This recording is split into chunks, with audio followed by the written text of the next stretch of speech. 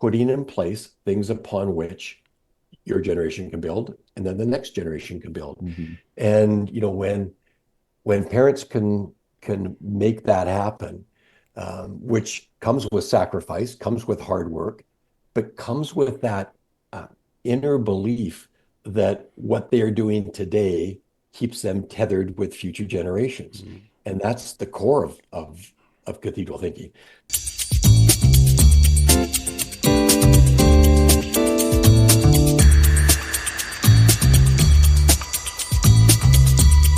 Today on Life in Moments, we're joined by someone who has spent his life chasing stories, exploring the edges of maps, and thinking far beyond his own lifetime.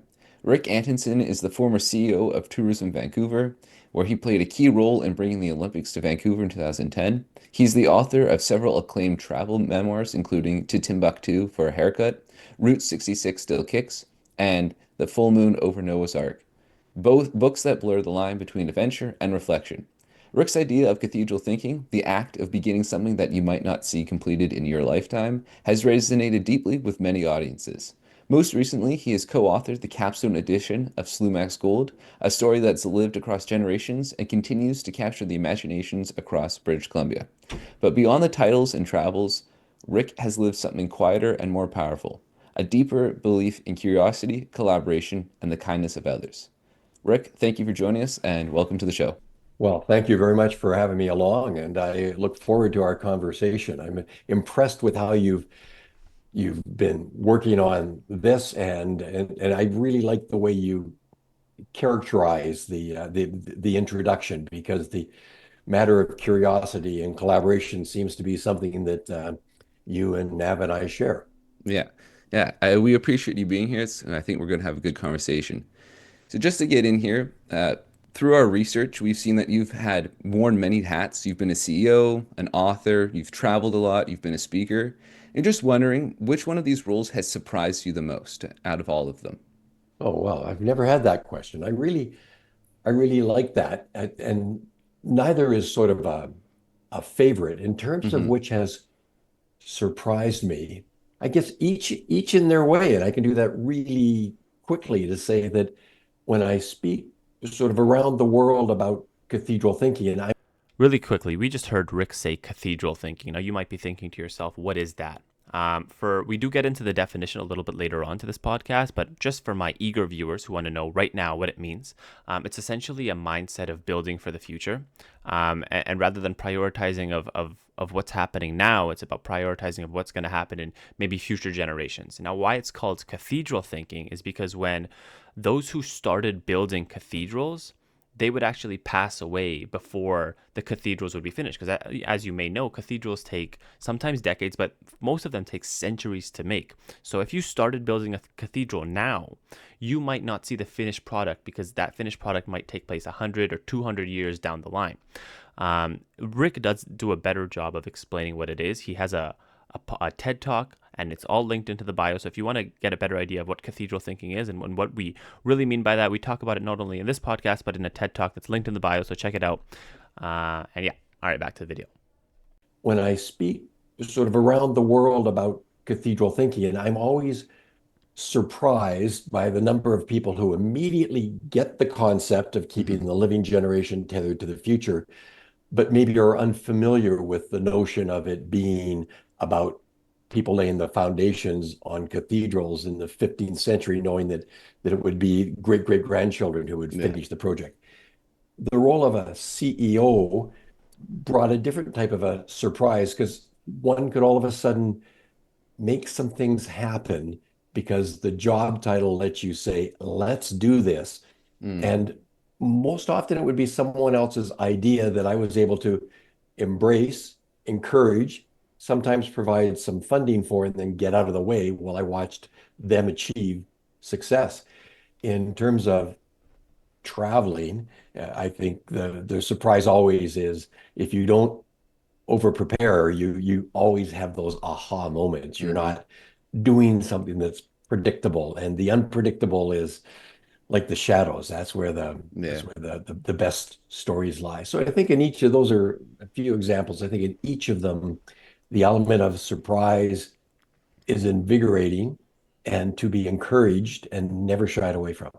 Yeah, that's I agree with that. I think like the shadows are where a lot of the best stories come from. It's the road less traveled, as I know you're a big fan of. Yes. But you touched on this topic of cathedral thinking, which I've briefly heard about, I think in university at some point, but I never really dove into. So we were wondering, when did you first come across this concept? When did it personally connect with you? And why have you been such a big supporter of the idea? Well, first of all, I had nothing to do with the creation of the concept of cathedral thinking, though I've become somewhat of an apostle for it. Hmm. I think it first came to my mind decades ago, and I do not remember the instance. However, I do remember more recently, by that I mean a dozen years ago, my wife Janice was working in Edinburgh, and on Christmas Eve, we went to St. Mary's Cathedral with maybe 1,000 other people, Mm. and it's massive, cavernous. And afterwards, walking home, we stopped for a glass of wine and got talking about how such a structure might have come about. And I mentioned the concept of cathedral thinking, and it just flashed from the back of my mind from Hmm. decades before Yeah. to that moment. And when I returned to Vancouver, I was working with Tourism Vancouver at the time, and I had start of the year a handful of speaking engagements, as was sort of the pattern, the tradition Yeah. for the beginning of a new time period. And at each of them, I mentioned the concept of cathedral thinking, and it resonated. And that got me thinking, okay, let's do more about it. So that year, actually, in Vancouver, we had our annual general meeting, which brought about 400, 500 people together at a cathedral. And Yeah. we themed the entire thing around cathedral thinking. And, this is pre the Olympic Games. It's Mm. it's around the time of the convention center expansion coming together. And those were all things that other people had envisioned long before I was on the scene. And I just happened to be around to be a bit of a steward of that idea, those ideas, as they came to fruition. So that I think emboldened me to try and put cathedral thinking into a framework where it could be more widely shared. And I had the Mm. opportunity to do a TED talk on cathedral thinking and then be invited to deliver lectures or keynote addresses at conferences. And it has been so rewarding to see that right away, Hmm. people like the concept. If you're an architect in the 1500s and the city leadership comes and asks you to design the new cathedral, it's, as an example, a job you begin knowing you won't live to see it come to Hmm. fruition. And that, how exciting is that mindset, that attitude? So yeah, that's I guess sort of a Peter Rabbit version of my encounters with cathedral thinking and my embracing of it. But I have to underline, it's a concept that's been around, or Yeah. at least implied, for hundreds of years, though Hmm. it has a bit of a renaissance in current times. Yeah, I do find there is some comfort when I go into these, like when I was traveling through Europe and going into these literal cathedrals, there is a comfort in knowing all of the generations of people who have been there before me, but Yeah, also the people who built it.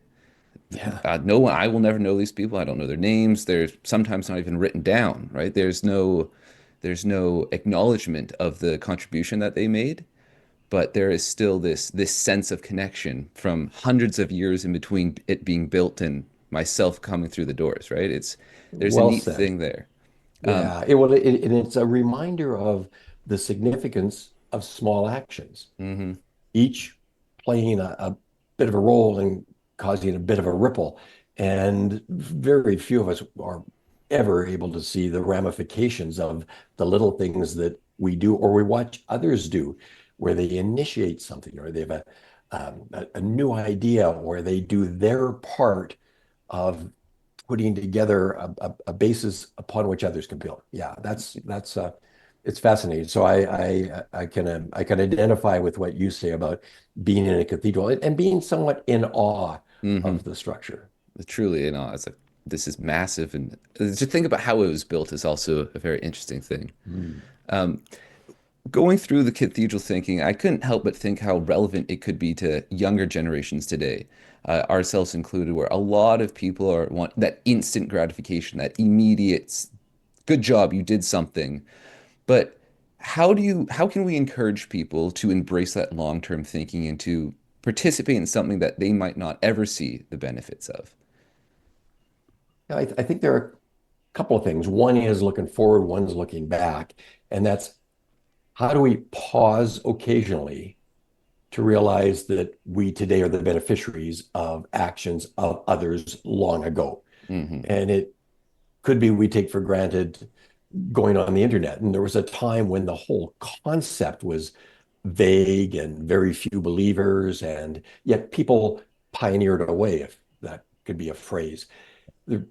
We get into a vehicle and we drive it without realizing that our particular vehicle was hundreds of years or 100 years in the making. But the mode of transportation of trying to speed up things, whether it was steam engine locomotives or horse and carriage, now the automobile. We today behaviorally do lots of things that only came about because years and years and years ago, people had visions and Hmm. everybody has built on it to there. Now, the other part of that, I guess, to your question is what about today? How do we as individuals feel significant enough as personalities that we will do something that will outlast us? Hmm. And I think to your point about the immediate gratification syndrome, there is a hard break. How do you think I am going to make the world better? Or I'm going Hmm. to have a family and raise children who will then have grandchildren and carry on my name or my work or my whatever. How do we do that? And I'm unsure how to rattle people to have a sense of got to do that. Hmm. The best part of a career, best part of living day to day is when individuals can feel they are doing so with meaning and purpose. Hmm. And meaning and purpose kind of implies an outcome. And I guess I guess you're drawing attention to there's the overpowering, let's do it now and feel it now and realize the outcomes now. And those who can just look further down the road. I think of the podcasts that Hmm. you two are doing.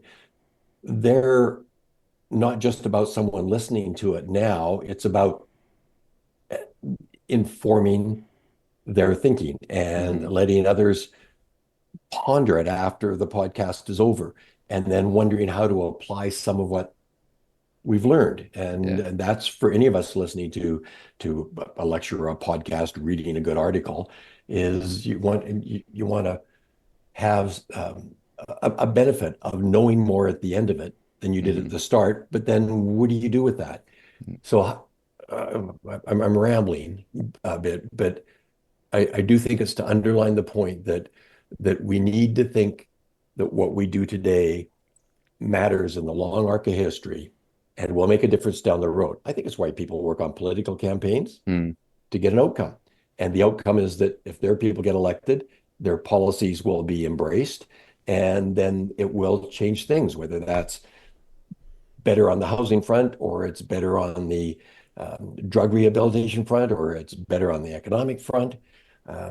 So I think that that's sort of short-term cathedral thinking, but you want a better outcome for everybody down the road. Yeah, I completely agree with that. Um, So I was wondering if this thought of cathedral thinking has impacted any of your travels. If you've tried to go places that you think align with that. I know you talk a lot about going places that aren't as common as Yeah. like, I mean, North Korea. I've never talked to anyone who's been to North Korea.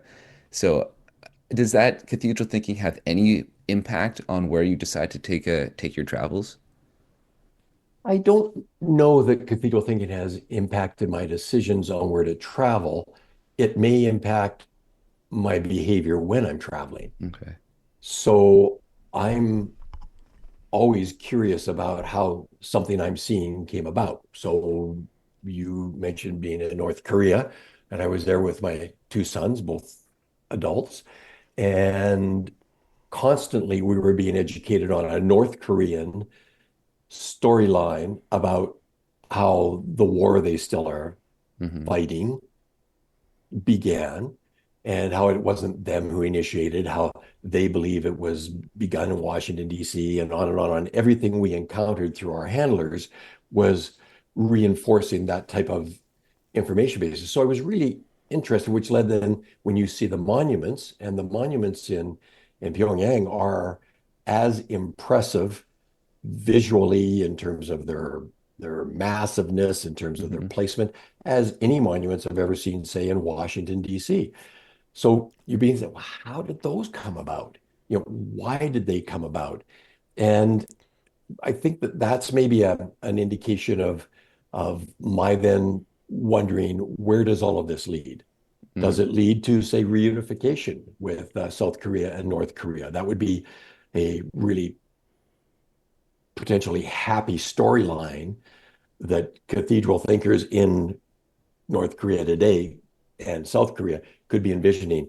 But that arch is really a not a 10-year arch. It's a 30, 40, 50 It's- reamalgamation yeah. arch. So it would require cathedral thinkers. Maybe that example helps a bit, but uh, the pivot there is that I don't know that cathedral thinking has influenced where I choose to travel, Hmm. but it does, as I said, influence how I behave when I'm traveling and where I might spend my time and my mindset.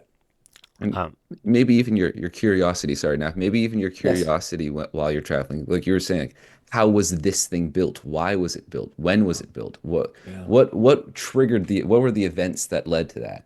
Right. Right. Well, and when you think of, say, the 2010 games coming to Canada for the Olympics, and there was a time in the mid 90s when that bid was launched, and 2010 it all came together. But there were two earlier bids, and one in the late Mm. 60s, one in the early 70s. And the people who did that were cathedral thinkers. Yep. They put down a base of public awareness upon which the third bid could build. They put down a basis of, hey, it could be in Whistler if these facilities got built. Well, they got built in the subsequent years and then could be used for 2010. So you're right. It's the curiosity about how did that get built. And that's, as we just talked about, the looking back. Hmm. And then it's the curiosity about, well, what's that like looking forward? hmm. Yeah. It's kind of like if you're in a discussion with someone and you've an opportunity to say what's on your mind and your opinion, or listen and hear their opinion. Mm. I already know what I think, so why spend my time saying my opinion on politics or religion or whatever? Why not listen and learn from the other Mm. person and get something new? I think it's the same thing with cathedral thinking. We kind of know where we are, Hmm. but we seldom know how we got here. So let's learn and respect that. When I was watching, especially your TED talk on cathedral thinking, like the first thing that sort of came into my head was I was thinking about my parents, individuals who, grew up in poverty and like sometimes um, environmental turmoil, unstable times with the government, and they sacrificed a lot and they gave up a lot to essentially move to Canada and start over and take a lot of risks and sacrifices with the intent not for them to be stable, but with like the next generation or for us to be stable. So I was curious to know because you mentioned your sons and I know you also have grandkids as well. And this idea of cathedral thinking, was it like further reinforced when you started when like there was that next generation that you said, I'm going to fully put these individuals in front of me? Like how did that maybe change or shift, or was it reinforced? Nav, that's spot on. And I think my grandfather came to Canada from Norway. Your parents came to Canada, and people come with a fragile vision. And Yet the specifics of that vision is that they want to do things that will better the life of someone dear to them and the next generation. And I think realizing that there are other generations, whether they're your own or you see them. I drive by a schoolyard, or I've done presentations where I'm talking, there are youngsters in the room, Right. sort of, 10, 15 years old.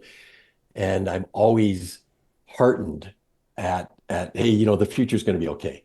Hmm. They're smart, they're energetic. My grandsons Riley and Declan, when I'm talking with them, I kind of think, yeah, the world's going to be okay. Hmm. I can relax, because you read the news headlines, you're frantic and worried and depressed. So I think your parents coming with hope then see in you and perhaps siblings, or they can see the future generations, and they've got that sense, which is so admirable of putting in place things upon which your generation can build, and then the next generation can build. Hmm. And when parents can make that happen, which comes with sacrifice, comes with hard work, but comes with that uh, inner belief that what they are doing today keeps them tethered with future generations. Mm. And that's the core of cathedral thinking. To specific to the question, Nav, yes, when I see in my own family the future generations, um, I'm I'm um, I'm not only encouraged, but I think it validates this whole bit about it's worthwhile doing the stuff we're doing today. Right. This podcast and your whole moments approach, you know, people will refer to that in 5 years. There will be others who refer to it in 15 or in 20 years. And so you're putting down a basis that has an immediate um, sort of resolve. But I'm surprised how often I come across bits or a name from the past. It's just sort of, like, I'm old enough now that it comes up and I think, "Gee, I haven't thought about that person for 30 years." And then I'll think of something they did that made my life um, either more, I don't know, valid or relevant, or they taught me something. I can think of things that in a flash, somebody 30 years ago, 40 years ago, 20 years ago said something that made me recalibrate my approach, or drop a word or a sarcasm from my vocabulary, or add in a new kind of emotional building block. People who had no idea they influenced me. Your parents intentionally wanted to influence your generation, knowing that you would then influence the generation after Mm. you, as you too are influencing people by doing a podcast like this and your other podcasts. Oh. Well, That's a really good response right. to that. Good. Good. So I I'm just not always relevant, so I think that hit that was speaking to me because my grandparents actually on my dad's side they both came over from Norway, so that was a little ah, interesting nugget there. Yeah, so that was yeah, a yeah. little Kondusnake privilege. norsk. I couldn't speak anything, but I'm gonna believe what you said. It was something good. I was just asking, do you speak Norwegian? I was No. I was in Norway Oh, 2 years ago with my grandson okay. Riley, the oldest of the two grandsons, and his dad. And his dad was starting to go away for 2 months. He was going to go Hmm. around the world. And he had a great trip. But at the beginning, he said, "Look, Riley and I are going to be in Norway. We're going to see some of the relatives. Do you want to join us?" But Riley, who at the time was 13 or 14, his ambition was to go to the farm of Anton. Our last name Hmm. is Yeah. Antonson. My grandfather, when he came to Canada, his last name was Holland. It was being changed by the Immigration Service, son of Hmm. Anton. Riley wanted to get to Anton's farm, which was in a remote part of Norway. And we got there and we met the fellow who owns the old home. And we went up, and this is signatory. We went up, Riley and me, through deep snow. It was up over my knees. Hmm. And we knocked on Anton's door. Nobody on the other side. It's an old That's shed, cool. but Anton once lived there. And to Riley, that gave him a view looking back. And it also gives them a view looking forward. And it Mm-hmm. got us onto ancestry.ca so we could build up on my side, which is his dad's side of the family. And then my wife, Wendy, at the time, who was his mother, on her side and my side, back to Anton's generation, Mm. which then motivated him and me and his mother to do the same thing on her side of the family, Mm. her dad, her mom, back to the same generation. So we're getting that, which you can then populate with photographs. What that does is put in place something now that, in 10 years or whenever I'm gone or whatever, it's just my generation is gone, that much more difficult to put in place, but it's in place. Mm-hmm. And now it goes back to you've got your parents' story. What were their parents' story? Right. And can you pass that on to the next generation? Because what it gives, and I think a theme that's weaving its way through the conversation with the three of us today is the looking back and then the looking forward. What that gives Riley and Declan, it gives them the basis back to Anton's generation, and then helps them visualize one day they will have kids who will have kids who will have kids. Mm. And they're going to want to knock on Rick's door someday. They want to find a place where I grew up, something like that. Nav, it's like if you went home and went back to wherever your parents had come from, or individual they has maybe they didn't come from the same place. Yeah. But as you see that, it makes everything you look forward to easier to articulate Mm. because you're the result of their vision, Right. which has to embolden your vision. That's a really good point. It's fresh Th- perspective. This is hitting a lot with me because my family, my last name's Kravik, we are from a small little area called Kravik in Norway. And I've been back twice, but the first time I was Ah, like 3, so I didn't really remember. The second time I was 17. yeah, And it was just thinking and putting this in perspective, cathedral thinking, which I did not know at the time what that was. There's a couple very old buildings on our farm, on our family farm, which my family still owns. And it fantastic. was we went in one. It was over 700 years old. And I was thinking about the people who built it and all these people Absolutely. that I'm related to. I could have shared my last name, but I have no idea who they are. And yet I'm standing in the building that they made on a farm that is named after my last name that my grandfather came from, that his brother still lived on. His sister-in-law was still there.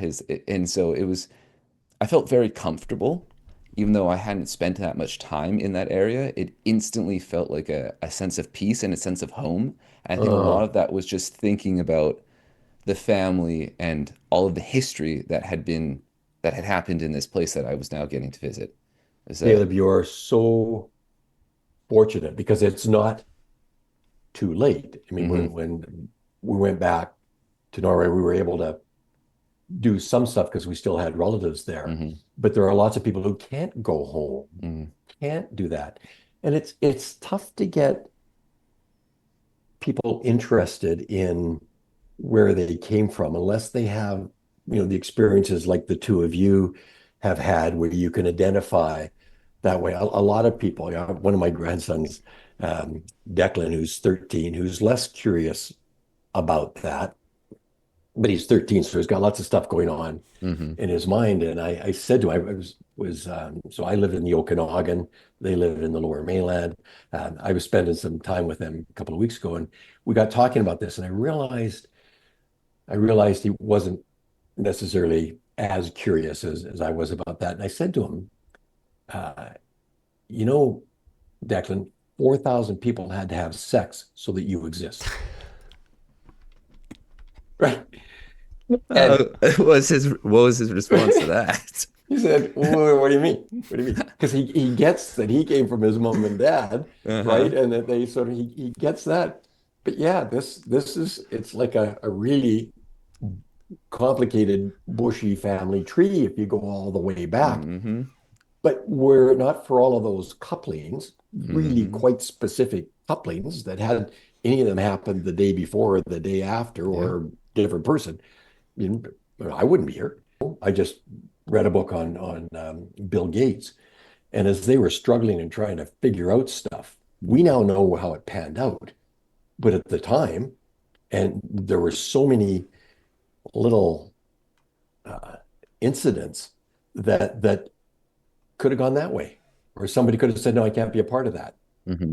But the person did say, "I'll be a part of it. I'll sleep on the couch. I'll work these crazy hours Yeah. doing some programming." And that person came up with something that was an absolute linchpin in what they then went forward with. So looking back, and I think it was actually to sort of blend my analogies here. I think it was Steve Jobs who said, um, "You looking forward, you can never see how the dots connect, but looking back, you can." Hmm. And Steve Jobs told the story of he dropped out of university because he was kind of whatever. It was kind of like a shrug. I don't need to be Hmm. doing this. So he's got free time.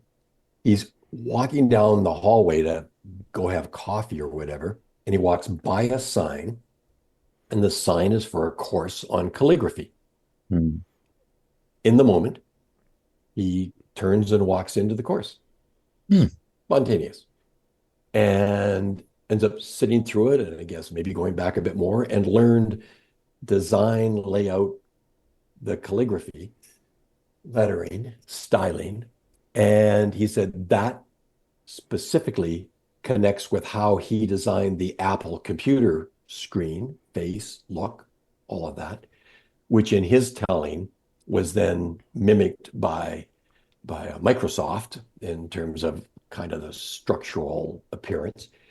So he said that happenstance moment Hmm. ended up with the computer screens that we all look at today when we're on sort of the basic setup. And he used that as an example of he can look back and see all the dots that connected. I don't want to be in this Hmm. courses. I'm going to drop out. I'm going to go have coffee. There's a sign. I go in to something that exists today. But he said it's so difficult to see the dots connecting when you look forward because Yeah. then randomness comes into it. And we can say, hey, the three of us are going to do this tomorrow. But then, I go play baseball and break my leg and can't show up for the meeting, right? All Hmm. of those things that can go wrong. Yeah. I forget who said this quote, but life only makes sense after you've lived it. And when you look back on everything, it's like, okay, yeah, that makes sense why that had to happen. But Great while you're quote. going through it, going forward, it's like, what is going Sure. on? Why is this happening right now? I don't want to be here. And then Yeah. that can unlock different things that we wanted to. Great one, Caleb, because when you're in the moment, Mm, that's kind of all you got. And haven't we each had occasions where you're really disappointed that you were going to go here with so and so and that couldn't happen.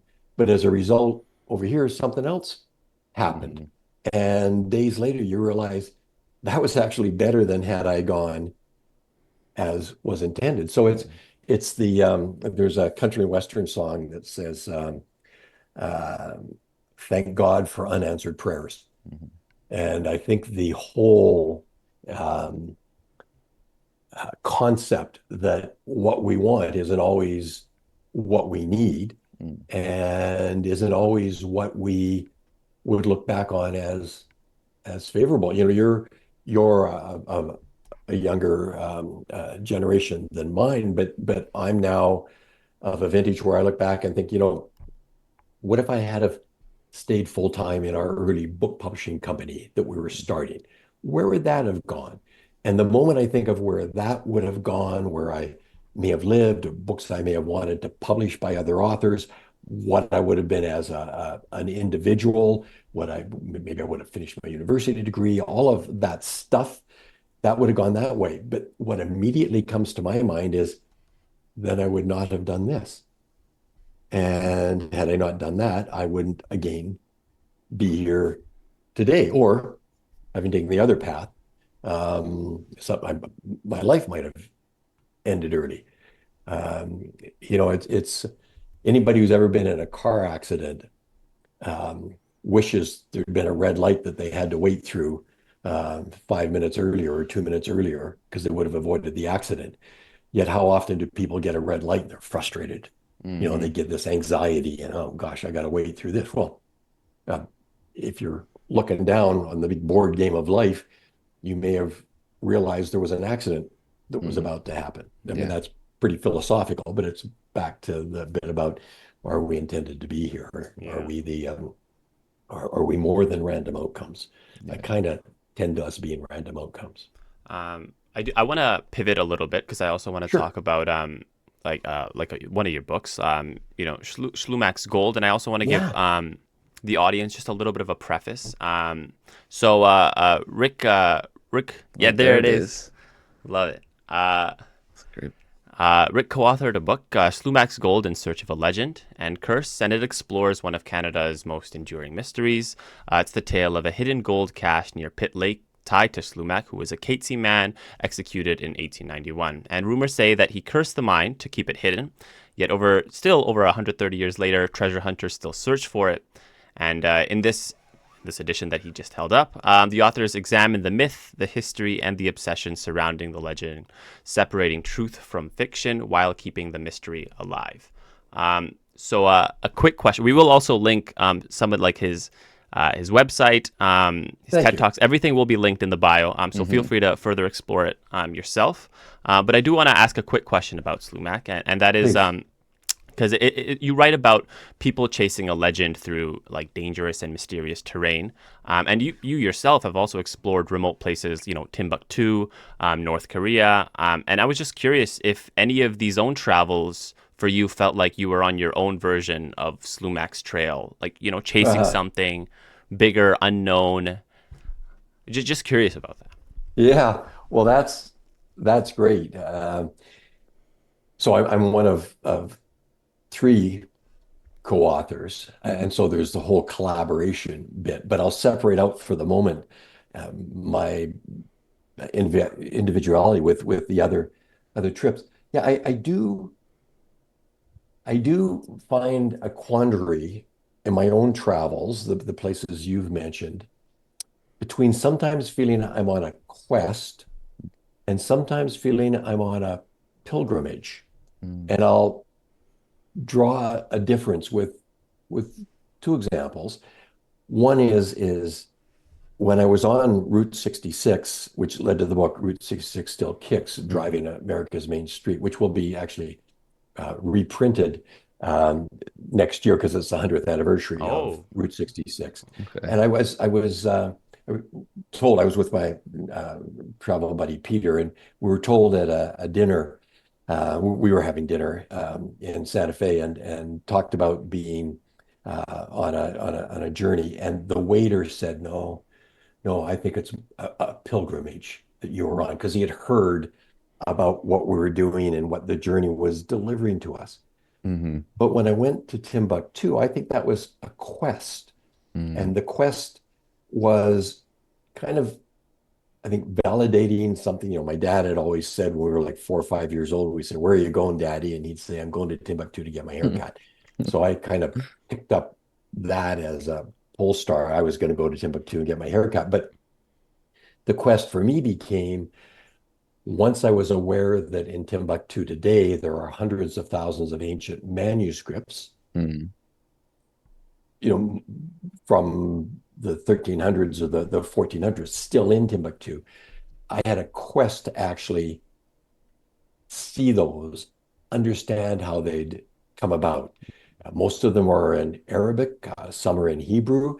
They're an amazing collection, and some of them are deteriorating as we speak, and a lot of technology is being brought to kind of protect them. But that was a quest, and I think the other was a pilgrimage. So now back to the specifics of the questions.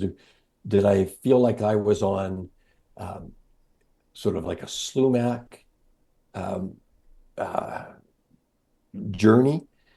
When we did our first book, Brian, Mary, and I, Mary Trainer, friend of ours, my older brother Brian, were the three co-authors. We first did that in 1972. As well, we all were related to Simon Fraser University in one way in the early years. My brother had started the radio station he was one of the co-founders of the radio station at SFU. I Oh. was a dropout after a couple of years. Mary actually worked there after getting her degree. But when we first did the Slumac book, which was 56 pages, saddle stitched, we were 21, 22 years old. In 2007, it was updated to 160 pages and a proper binding. And then the new edition, which you kindly have mentioned, is 200 and some odd pages, Mm, 8 by 10. It's color throughout. When we first began, our guiding statement was that we were going, quote unquote, in search of a legend. mm. And it wasn't that we were looking for the gold, because it's really suspicious whether or not there actually is gold or whether it got to be a legend and sort of fabricated and accented and embellished and all of that stuff. Mm. That's really interesting. You've mentioned a couple times that you co-authored this book. Yes. So first of all, I just want to know, how did the three of you become interested in this legend? And also, what is the process? How does it look for you writing a book by yourself versus when you're collaborating with other authors? What's the difference there in the process to get to a finished product? Yeah, yeah. Big difference. Big differences. So to begin with the how we got engaged with the legend, there's a piece in Slumac's Gold book where we talk about the best campfire story ever. Yeah. And Hmm. it's got my brother Brian at sort of 9 years old, me at 8, and we're around a campfire on Hatzick Lake. It's boys' week, and it's the evening, and the camp cook for the week, this woman who, to us seemed ancient. She was probably, I don't know, 50 years old, which now seems young from my vantage point. But she was kind of that, in our recollection, withered and able to tell sort of with the eerie wisdom, wrinkled face, the story. And she kind of leaned in the campfire and said, "There's a lost gold mine." She kind of nods her head over that way, not far from here, but you'll never find it and live because it's got a curse that protects it. And then she told Hmm. us the legend of Slumac's gold. That's how we got engaged. So then Hmm. you move forward, and I'm at Simon Fraser University, and I got quite interested talking with others about stories, and up came this. And so I started looking a little bit more at the specifics. I met, and Brian helped me with some of the specifics just because he remembered more, older Hmm. brother and all of that. And then Mary and I met through work, and she'd gone to BCIT with my brother. They were both in broadcast communications. And so the three of us said, let's research some more, and naively said, let's write a book, Hmm. and not knowing anything about it. And it got us going. So the collaboration has gotten more elaborate over time. We collaborated on another book on railway stories from British Columbia, Alberta, and the Yukon. But on Slumac, the collaboration, it's like they say in a company, you need the visionary, and then you need someone who will make things happen, and then you need an SOB about the money. We had none of that in our approach. We were all three of us trying to do all three of the things. Hmm. There was no clear um, uh, definition of roles, but we decided we would kind of partner up and share things. So I've become kind of the taskmaster in a lot of ways.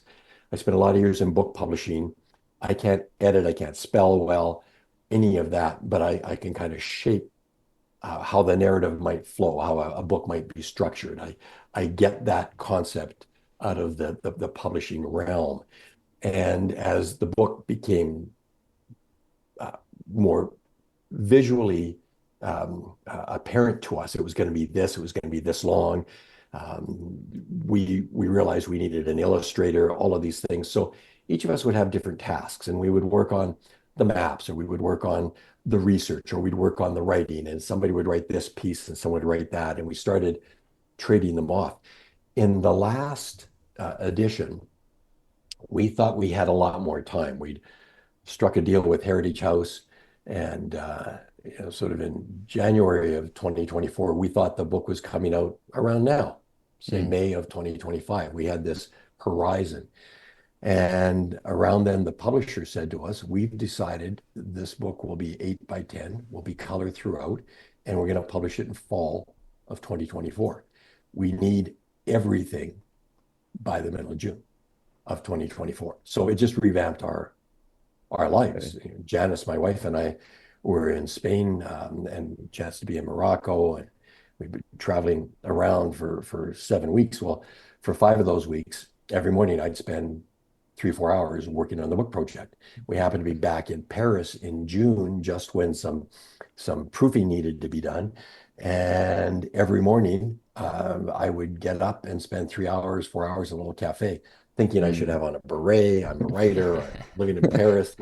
What's not beautiful about this little, Yeah. vignette? But our collaboration had matured.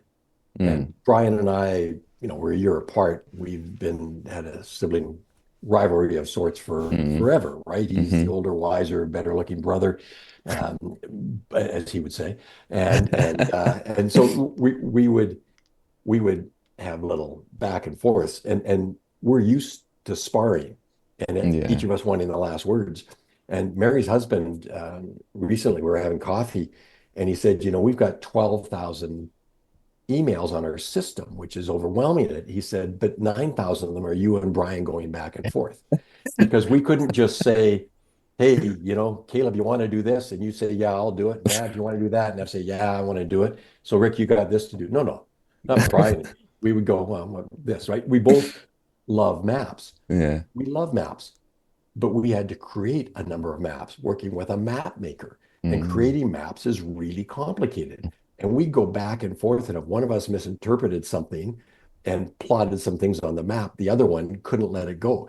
So that type of collaboration can bring some conflict, but it's enlightening. I don't know if you guys are fans of Monty Python, but I saw a 1915, sorry, 2015, a 2015 reunion of the Monty Python gang. And they were doing a bunch of stuff, but in it, they had a lot of interviews. And what Mm. it came down to is how often, say, three of them would show up, each with a new skit idea, and there's only room on the program for one. So only one's going to make it through, and each thinks Mm. they've got the funniest skit.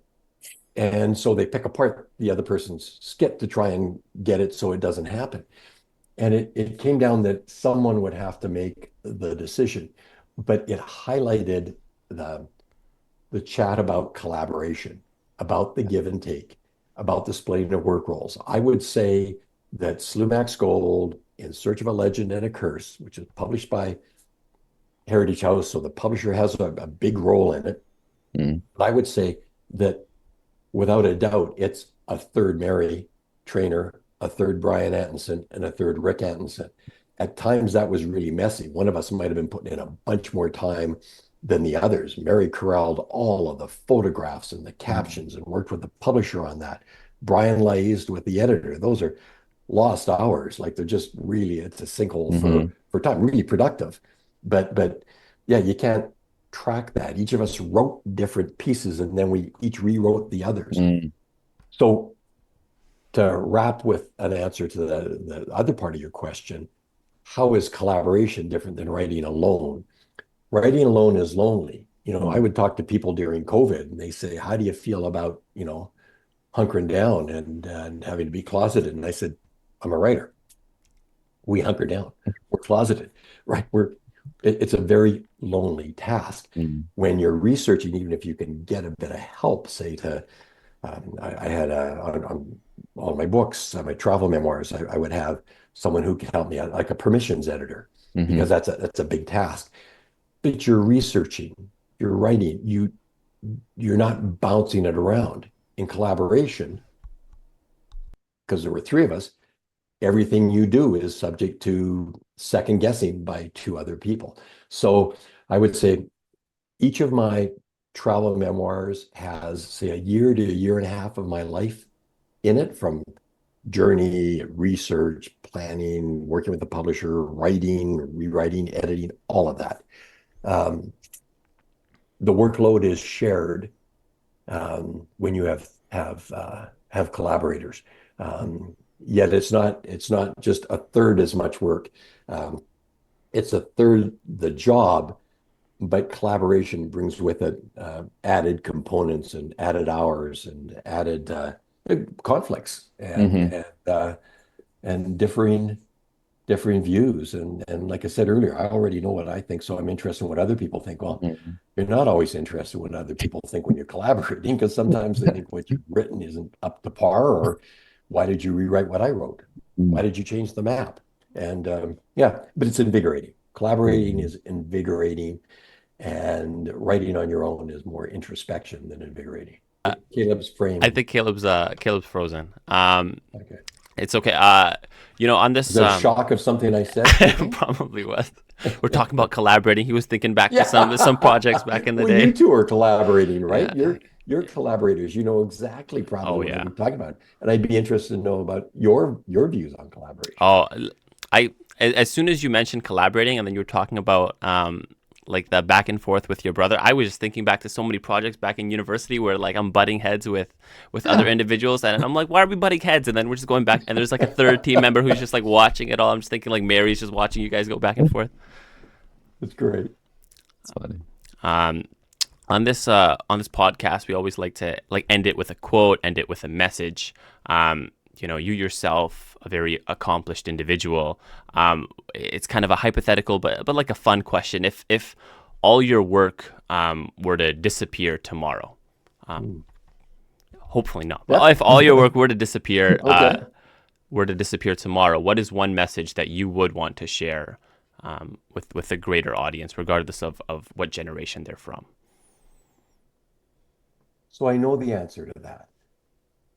Um, Two things. For quotes, I have on my business plan a line from Billy Joel's song Vienna that he wrote when he was younger. And in it, he says, you can get what you want, or you can just get old. So that's my Polestar personal quote. But a leave behind, which comes of something that I actually talk about in cathedral thinking lectures, and I've talked about in my books, is this. There are 206 nations that call this tiny planet their home. And each of us and each of your listeners are but one step or two from someone in every one of those countries. They might be family, they could be a friend, they might be a classmate, they could be someone we attend an event with, or they could be someone we sit down next to in a remote cafe in a foreign country when we're traveling. And travel, more than any other activity, takes down the barriers to understanding. Travel is about bringing people together to share ideas, to learn from one another, and to celebrate our differences. Mhm. And travel is a vital force for peace. And it behooves all of us to consider what we can do as individuals and collectively to ensure that one day every leader in the world shares in our belief that the right to assemble and benefits of safe passage are fundamental freedoms for all people. Mhm. I think that's a great place to leave off. So Rick, we appreciate you joining us today. It's been awesome. I've loved this conversation so much. So yeah, thank you so much. Um, As have I. The two of you have been terrific to talk with. I think we could talk longer, and I thank you both for making this really special by way of conversation and insights, and your questions have been like just terrific. Thank you. Awesome. All of his stuff is linked in the bio. If you want to check it out, learn more about the journey, we encourage you to do so. So feel free to check out the bio if you want to spend some more time on his life. I'm Nav, that's Caleb, and that's Rick, and this has been Life in Moments.